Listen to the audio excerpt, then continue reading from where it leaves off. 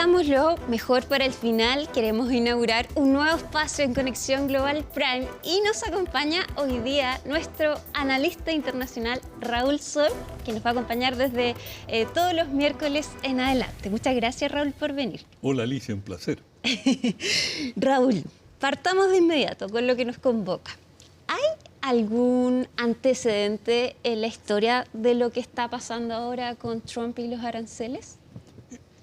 Un antecedente tan violento como este no, y te quiero decir que esto puede ser pasajero y digamos, en estos momentos el gobierno estadounidense está tratando de calmar las aguas y decir, bueno, han dado esta tregua, digamos, esta pausa de 90 días y lo vamos a reconsiderar.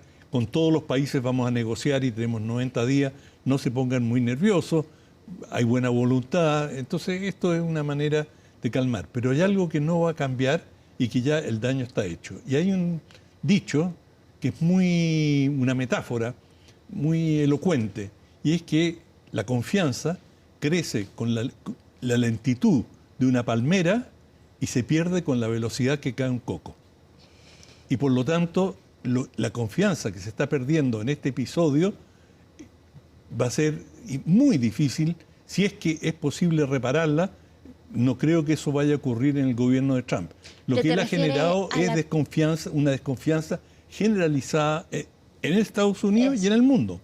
Pero ¿una desconfianza hacia la figura de Donald Trump o una desconfianza hacia los mercados? ¿A qué te refieres con eso? No, una desconfianza al gobierno. Donald Trump, digamos, es la cabeza del gobierno, pero es el conjunto del gobierno, el conjunto de sus ministerios, y su gabinete está jugado en esto. No así el Partido Republicano, como lo han señalado muchos analistas. Hay entre los parlamentarios, entre los congresales, muchos reparos entre los senadores a esta política. Muchos de los estados que conforman la Unión en Estados Unidos se ven afectados directamente, y por lo tanto aquí hay un cuerpo muy grande de economistas que vaticinan que Estados Unidos camina a una recesión y que esto es bastante inminente. Y al respecto te quiero dar un antecedente que es clave.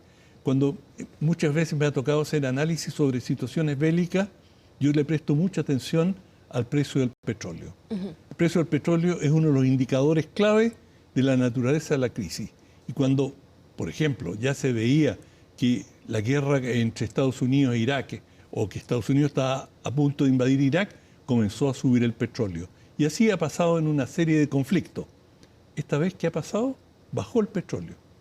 ¿Y eso qué quiere decir? ¿Qué quiere decir? Que la gente está apuntando a una recesión. Y ese es su temor. Es decir, que va a haber una desaceleración económica y que no, digamos, no va a haber un aumento de demanda. Cuando sube el precio del petróleo es porque va a haber escasez.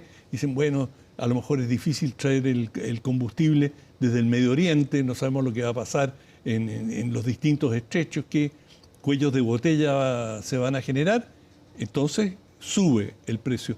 Acá la baja, pues no sabemos cuánto va a durar, pero es una baja de 6 puntos que ha tenido el petróleo, y esto es muy relevante. Y es porque los mercados, una manera de decir, las empresas y el público, están apostando o creen que viene una recesión. Ahora, esto, digamos, estamos hablando de una perspectiva puramente económica, pero la economía y la política son indisociables. Y, por supuesto, si hay una situación económica, y hemos visto que en Estados Unidos el público es muy sensible a los cambios económicos, que es uno de los motivantes principales en las elecciones. Claro, el bolsillo. Justamente. ¿No es cierto, Alicia? El americano, y esa es la reputación que tiene, vota por el bolsillo, motivado cómo le va a ir o cuáles son sus expectativas. Bueno, acá las expectativas se están oscureciendo, y por eso Trump está diciendo, mira, no se preocupe. Esto va a ser muy lento, un pequeño periodo de adaptación. Pero esto es un manejo del mensaje. Es decir, ellos están tratando de maquillar de la mejor manera posible lo que está ocurriendo. Entonces, una manera de maquillarlo, es decir, no es que nuestra política ha sido un shock y la reacción ha sido muy negativa por parte de los mercados, sino que dice, bueno, ya, le vamos a dar una pausa. para poder negociar con mayor tranquilidad. La verdad es que esto ha sido un shock y el gobierno está reculando, y en vez de reconocer que metió las patas, por decirlo coloquialmente, se cubre diciendo, no, somos generosos, somos amplios, y estamos dispuestos a considerar lo que digan los distintos países.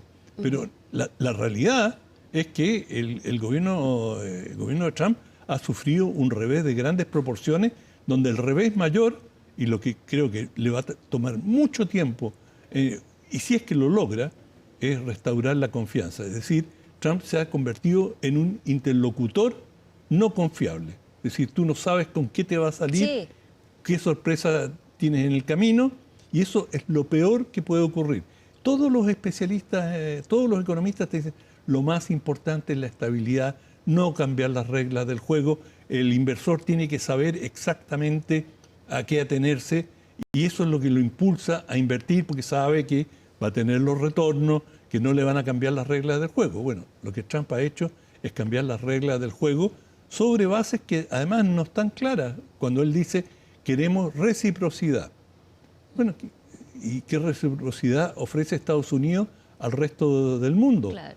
Por ejemplo, cuando él habla de reciprocidad industrial, pero existe reciprocidad financiera. En fin, hay una serie de ámbitos en que Estados Unidos tiene una posición dominante y la explota al máximo sus posibilidades. Ahora, de hecho, hoy día nos llamó mucho la atención escuchar la conferencia de prensa del secretario del Tesoro, de la vocera de la Casa Blanca, en que daban a entender que esto siempre fue la estrategia de Donald Trump, que llegaran a este punto, que estos aranceles eran solo el cielo, el límite, y todo el resto del espacio era para negociar. Pero al inicio dijeron que no había espacio para la negociación, después que sí. Entonces es bien confuso lo que está haciendo Donald Trump, y es difícil entender la figura de Donald Trump, porque al inicio pensábamos, sí, los aranceles es una forma de negociar, lo que pasó con Colombia finalmente. Ahora parecía que él no iba a echar pie atrás, y finalmente lo hace. Entonces, ¿qué es hoy día lo que él lo hace recular? ¿Lo que pasó en las bolsas? Exacto, eso. Y lo que decía uno de los comentarios anteriores, lo que pasa en la bolsa repercute en el bolsillo de millones de estadounidenses, porque están en fondos de pensiones y, digamos, para todo el mundo en Estados Unidos, o buena parte de los estadounidenses, tienen ahorros en fondos de pensiones, y estos fondos de pensiones están disminuyendo su valor, y eso significa que las pensiones van a bajar. De manera que esto tiene un impacto político directo sobre la masa de los estadounidenses y también en el resto del mundo. Y a mí no me queda duda de que los responsables de la política económica y de estos aranceles se asustaron y dijeron, esto iba más allá de lo que pensábamos, reculemos cuando aún estamos a tiempo. Te digo, esto es muy importante porque yo estaba esperando, y todavía se puede dar, que hayan países que simplemente se lo doblen las rodillas. Es decir, países que dependen de sus exportaciones a Estados Unidos. Y con estos aranceles iban a disminuir radicalmente los ingresos con los que contaban, con los que habían preparado sus presupuestos. Por ejemplo, Chile, cuando prepara el presupuesto de la nación, calcula cuánto va a ser el valor del cobre. Claro. Y sobre esa proyección dice, bueno, este es el presupuesto, los gastos que podemos tener, y estos son los ingresos y los egresos que va a tener el gobierno. Bueno, todos los países hacen lo mismo, y todos los países tienen una cuota, especialmente del sur global, tienen una cuota importante de exportaciones de materias primas. Bueno, si todo, incluido el café, va a tener aranceles, esto cambia radicalmente los ingresos que van a tener los gobiernos. Y hay muchos gobiernos que ya están en una situación bastante difícil, con altos niveles de inflación, y si no pueden contar con sus ingresos por exportaciones, esto puede provocar crisis mayores en diversos países. Esto se vio, por ejemplo, lo que ocurrió en México, por ejemplo, cuando Estados Unidos comenzó a subir, a subir el valor del maíz que Estados Unidos exportaba. Bueno, generó lo que se conoció como la crisis de las tortillas en México, una inflación, y la gente protestó. Bueno, ese tipo de situaciones se podría multiplicar, y yo creo que el nivel de desestabilización que estaba produciendo Estados Unidos a nivel mundial los hizo repensar y decir, Claro. esto era más complicado de lo que nosotros pensábamos. Claro. Ahora, no hay que olvidar que esto es una pausa de 90 días, pero de todas maneras sigue los aranceles a los automóviles, al aluminio, al acero, y un arancel del 10% universal para todo. Entonces esto no se termina Absolutamente, acá. claro. Ahora, ¿qué pasa con China? 125%. Hoy día nos despertamos y era un 84%. China responde con un 104%, digo, de Estados Unidos a China. China responde con un 84% y finalmente ahora estamos en 125%. ¿Por qué tanto ataque hacia China? ¿Cuál es el temor contra este enemigo? Enemigo no, pero adversario sí. Ya. Y el principal adversario no están en conflicto abierto, por lo tanto me abstengo de usar el concepto de enemigo. Ya. Decir, Taiwán en la mira, eso sí. No, claro, Sí. hay enemistad entre ambos, pero digamos, Estados Unidos hasta ahora y China han tenido una relación adversarial, sin duda, pero dialogan y, digamos, Sí, es llegan a cierto. acuerdos y de manera que no están rotos los canales de comunicación entre ambos países. Pero China es un adversario importante, o sea, el más importante para Estados Unidos, y desde hace muchos años, décadas, Estados Unidos ha colocado a China como el adversario, en forma decreciente. Antes era la Unión Soviética, pero con el colapso de la Unión Soviética y la compresión del imperio soviético, Rusia nunca fue un adversario tan importante y hemos visto las cálidas relaciones que tiene Trump y Vladimir. Putin, ¿no es verdad? Sí. No tiene aranceles Rusia. Claro, lo cual es llamativo, ¿verdad? Sí, sí. Pero, digamos, el gran problema para Estados Unidos desde hace mucho tiempo, militar, económico, político, es China.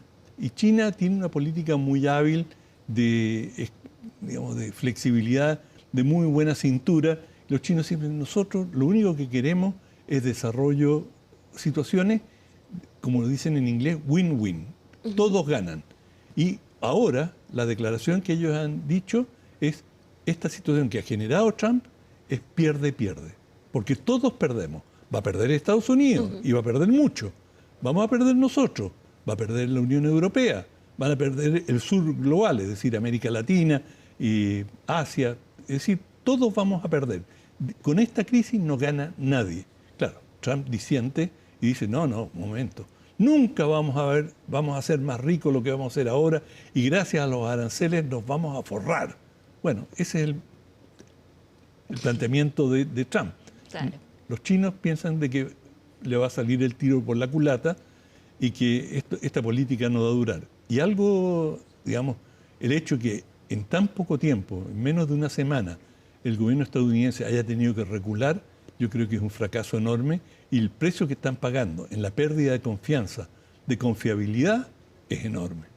Ahora, Donald Trump dijo en su última declaración que están ganando 2.000 millones de dólares al día, cifras que no tenemos, por supuesto, cómo confirmar, pero también ayer llamó mucho la atención esta frase despectiva que hace a los países que han querido negociar con ellos.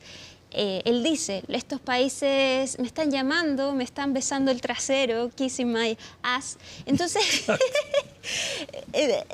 en ese lenguaje muy procaz, muy, sí, digamos, totalmente improcedente para un presidente desde la Casa Blanca. Realmente el lenguaje, y no lo ha usado solamente eso, sino que ha dicho una serie de procacidades que no tienen lugar, o sea, son insólitas. Insólito, y lo hace frente al Partido Republicano el día antes en que él dice que está abierto a negociar con los 75 países. Entonces, es bien extraña la forma que tiene Donald Trump de proceder. Vemos un tira y afloja constantemente con sus declaraciones. Sí, yo creo que él no tiene coherencia, o sea, eso está absolutamente establecido. Y él, digamos, según las audiencias, se entusiasma o trata de reasegurar a sus escuchas y dice lo que le parece procede en el momento. Pero, por ejemplo, esto de que países que naturalmente preocupados por un cambio en las reglas del juego llaman a Washington y dicen queremos ver qué pasa, Y eso, comparar, decir que eso es que le besen el trasero, realmente es tan improcedente que cuesta pensar que un mandatario de la primera potencia del mundo se exprese en esos términos. Ahora, Raúl, se nos está acabando el tiempo, pero antes de terminar, y yo sé que es un tema que van a hablar mañana con Fernando Paulsen, pero ¿tú crees que esto podría acercar a China con la Unión Europea? Ya hemos visto llamados. No, eso ya está ocurriendo. Ya. Y está ocurriendo incluso con Japón y con Corea del Sur. Sí. Es decir, un acercamiento entre China y Japón, que han tenido relaciones muy tensas, que vienen de la historia. Es decir, Japón invadió buena parte de China y cometió una serie de crímenes enormes durante la ocupación en China. Y, digamos, China siempre ha manifestado resquemor, aversión hacia Japón, y sin embargo ahora están negociando. No digo que sea una gran amistad, pero Japón es un aliado estrecho de Estados Unidos, y eso también tiene que preocupar a los estrategas estadounidenses que, como te digo, desde hace mucho tiempo han venido trabajando la idea de una alianza asiática para contener a China. Y esto, digamos, si tú lo piensas de un punto de vista económico, puede tener una lógica para Estados Unidos, pero de un punto de vista político, y todas las medidas que tú adoptes, las tienes que pensar política, social y económicamente. No puedes tomar un aspecto, esto me conviene militarmente, pero me va a generar el quiebre de una alianza política. Tienes que considerar todos los factores y ponerlos en la balanza. Y Estados Unidos, digamos, lo que ha hecho Trump es decir, aranceles, qué palabra más bella. Sí, la más bella del diccionario. Exacto. Y eso es, digamos, solo decir eso es un sinsentido. Perfecto. Una última pregunta. ¿Te llama más la atención entonces la cercanía entre Japón y China y Corea del Sur que la Unión Europea y China? No. La Unión Europea gravita mucho, y ciertamente el país que está más comprometido en Europa. Bueno, ahora hay un gran escándalo porque, digamos, España ha señalado. Y va a viajar a China. Exacto. Y bueno, pero no solamente España, sino que Alemania tiene relaciones muy estrechas con China, también con Estados Unidos. Pero en la medida que uno de los principales rubros de exportación de Alemania son los automóviles, y Estados Unidos pone un arancel extraordinariamente alto para los automóviles, bueno, Alemania está pensando quizás China, que tiene un gran mercado, donde ya Alemania tiene una presencia muy importante, a lo mejor profundicemos nuestras relaciones con China y vamos distanciándonos de Estados Unidos, que además para Alemania siempre fue Estados Unidos la garantía de la OTAN, de la Organización del Tratado del Atlántico Norte, que es la alianza militar, y en la medida que Estados Unidos se ha ido enfriando e incluso ha dicho, si no pagan las cuotas que les corresponden, sí, nosotros nos vamos a ir marginando. Bueno, Alemania ha tomado, con el nuevo gobierno, el señor Merz, ha tomado la iniciativa de invertir mucho más en la defensa de Alemania, y Alemania se siente ahora ya mucho más liberada de la tuición estadounidense, que era uno de los techos que tenía para su armamentismo. Bueno, ahora están liberados para mejorar o fortalecer su posición militar, y Alemania podría tomar ahora quizás un rol mucho más protagonista, que se lo había cedido a Francia. Pero Alemania hoy día podría entrar a disputar la hegemonía. No se da en esos términos de adversario entre Francia y Alemania, pero Alemania podría ser, siempre se dijo, era un gigante económico y un enano políticamente. Bueno, podría ahora salir del enanismo. Interesantísimo análisis, Raúl. Muchas gracias por estar con nosotros, por aceptar estar en este bloque de aquí en adelante. Es un orgullo.